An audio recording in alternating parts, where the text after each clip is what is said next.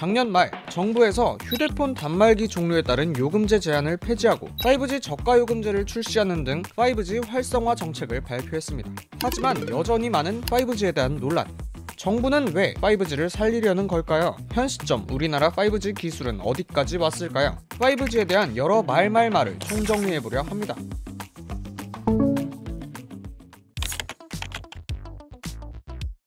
해당 정책 발표의 핵심 포인트는 요금제 변화입니다. 얼마 전까지만 해도 통신 3사 기준 가장 싼 5G 요금제 가격은 4만원 중후반 선으로 LTE 요금제에 비해 상대적으로 비싸게 형성돼 있었습니다. 문제는 5G 단말기로는 오직 5G 요금제에만 가입할 수 있었다는 건데요. 때문에 최신 휴대폰을 사용하는 소비자들은 비싼 요금제에 가입할 수밖에 없었죠. 이에 정부는 통신 3사의 요금제 인하를 주문했고, 실제로 통신 3사는 3만원대의 저가형 5G 요금제를 신설해 요금제의 하한선을 낮추고 있습니다. 또 단말기간 요금제 제한을 폐지해서 작년 11월 23일부터 5G 단말기 이용자도 LTE 요금제를 이용할 수 있게 됐습니다. 이 정책, 우리에게는 어떤 영향을 미치게 될까요? 일단 소비자들은 요금제 선택권이 넓어지면서 더 이상 비싼 요금제에 국한되지 않은 합리적인 선택을 할 수 있게 됐습니다. 예를 들면 데이터를 거의 쓰지 않는데 5G 스마트폰을 이용한다는 이유로 비싼 5G 요금제를 부담해야 했던 가입자들은 상대적으로 저렴한 LTE 요금제로 갈아탈 수 있게 된 거죠. 다만 이 변화에는 여러 가지 고려해야 할 점이 많습니다. 데이터당 단가는 대체로 5G 요금제가 더 저렴합니다. 그런데 또 5G는 LTE에 비해 속도가 빠른 만큼 데이터 소모 속도도 빠른 편이죠. 즉 무조건 LTE는 싸고 5G는 비싸다고 생각하기보다는 실질적인 가격과 각자의 데이터 이용 패턴 등을 잘 따져봐야 합니다. 요금제 불문하고 통신비는 정액제, 즉 매달 일정 비용을 고정적으로 지불하는 방식을 따릅니다. 사실 이런 특성은 통신비 때문에 소비 지출이 오른다는 인식을 주곤 하는데요. 물가가 오르면서 많은 소비자들이 허리띠를 졸라매는 상황인데, 통신비는 데이터를 덜 쓰더라도 매달 꼬박꼬박 일정 금액이 지출되기 때문에 소비자 입장에서는 쓰지 않은 데이터가 아깝기도 하고 또 요금 부담이 크다고 느껴질 수 있죠. 실제 통신비 통계는 어떨까요?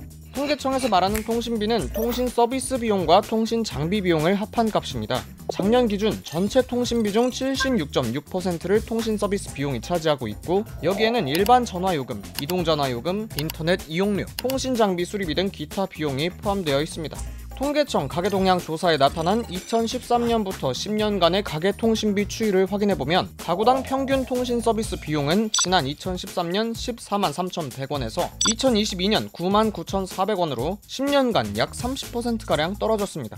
재밌는 것은 데이터 소비량은 늘고 있다는 점인데요. 2019년 4월 5G 첫 상용화 당시 가입자 한 명당 월 평균 데이터 사용량은 6.8GB, 2023년 말에는 15.8GB로 4년 반 사이에 약 2.3배가 증가한 것이죠.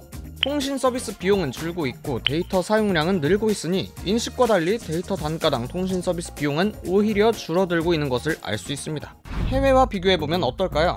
작년 9월 20일 국회에서 열린 통신요금 토론회에서 주요 9개국을 대상으로 가계통신 서비스 비용을 비교한 연구 결과가 발표됐습니다. 대한민국의 통신 서비스 비용은 9개국 중 8위, 가계 소비 지출 대비 통신 서비스 비중은 4위를 기록하면서 두 항목 모두 9개국 평균보다 낮은 수치를 보여주고 있습니다. 자, 이렇게 요금제에 대한 이야기를 해봤는데요. 사실 요금제보다 소비자들의 입에 더 많이 오르내린 것은 5G 서비스의 품질입니다. 초창기부터 지금까지도 5G의 품질에 대해 지방에 가면 잘 터지지 않는다, 5G 속도가 안 나온다, 어차피 진짜 5G는 없지 않냐 등의 불만이 끊이지 않고 있습니다. 이렇게 반응이 부정적이란 사실은 이미 많이 알려져 있으니 이번엔 잠깐 벗어나서 현 시점 우리가 갖고 있는 5G 기술 자체에 대한 이야기를 해보고자 합니다. 초창기에 홍보되던 28GHz가 아닌 우리가 보유 중인 3.5GHz 주파수 대역의 속도가 얼마나 빠른지가 관건이겠죠. 과학기술정보통신부가 공식 발표한 2023년 통신서비스 커버리지 점검 및 품질평가 자료를 기준으로 살펴보겠습니다. 이 평가에 대해 먼저 설명드리면, 품질평가 대상 지역을 전국 85개시 전체 행정동과 주요 읍면 지역으로 설정하고 있고, 백화점, 지하철 역사 같은 주요 다중이용시설뿐만 아니라 중소시설 중에서도 무작위로 표본을 선정해서 품질을 점검하고 있습니다. 평가 결과에는 갤럭시 S22 울트라를 사용해 측정한 커버리지 점검과 품질 평가, 통신 이용자가 자신의 단말기로 직접 측정하는 이용자 상시 평가, 그리고 사업자 자율 평가 결과가 포함되어 있습니다. 자, 이 공식 통계에 따르면 5G의 평균 다운로드 속도는 939.14Mbps, LTE의 평균 다운로드 속도는 178.93Mbps입니다. 예컨대 3GB짜리 영화 한 편을 다운받는다고 하면 LTE로는 약 2분 18초, 5G로는 약 26초가 소요된다고 볼 수 있는 건데요. 숫자상으로는 작은 차이가 아니긴 합니다만 LTE와 5G의 차이를 제대로 체감하기 위해서는 이런 숫자보다는 콘텐츠를 계산해야 한다고 전문가들은 말합니다.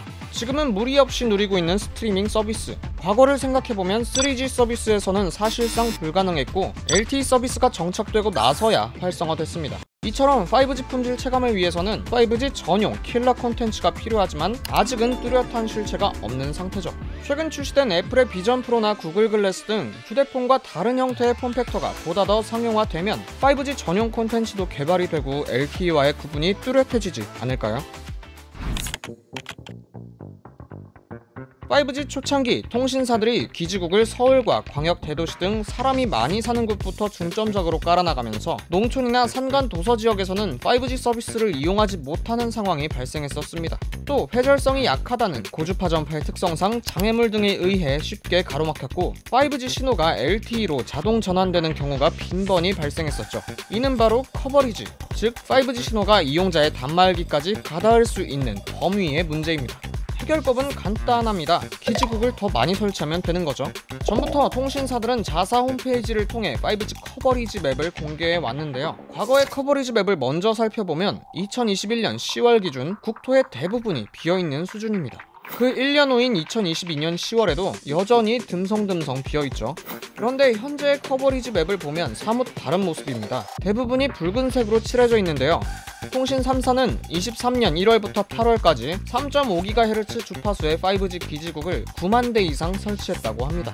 이 커버리지 맵에 따르면 서울 면적의 99.95%, 6개 광역시 면적의 89.09%에서 5G 서비스를 이용할 수 있다고 합니다. 또 정부 조사 결과에 따르면 LTE 전환율은 2021년 10월 기준 1.88%, 23년 10월에는 0.94%로 점차 줄어들고 있다고 합니다. 5G 기지국이 더욱 촘촘히 깔려서 하루빨리 LTE 전환율이 0%에 다다르게 되기를 기대해봅니다. 대대적으로 발표한 정부의 정책, 하지만 여전히 물음표가 찍히는 부분도 있습니다. 이 조치가 실제로 합리적인지는 저가형 요금제를 사용해보고 어떤 서비스와 부가 혜택이 제공될지 직접 겪어봐야 알 수 있을 겁니다. 다만 확실한 건 소비자들의 선택권이 대폭 늘어났고 처음 출시된 이후부터 지금까지 여러 풍파를 겪어오면서 5G 품질에도 변화가 생기고 있다는 것이죠. 5G 활성화 정책의 단통법 폐지에 하루도 바람잘 날 없는 통신업계, 과연 소비자들에게 어떤 영향을 미칠지 귀추가 주목됩니다. 이번 영상을 만든 PD가 추천하는 영상도 보고 가세요. 스브스 뉴스의 다른 영상을 즐기시려면 구독 버튼을 꼭 눌러주세요.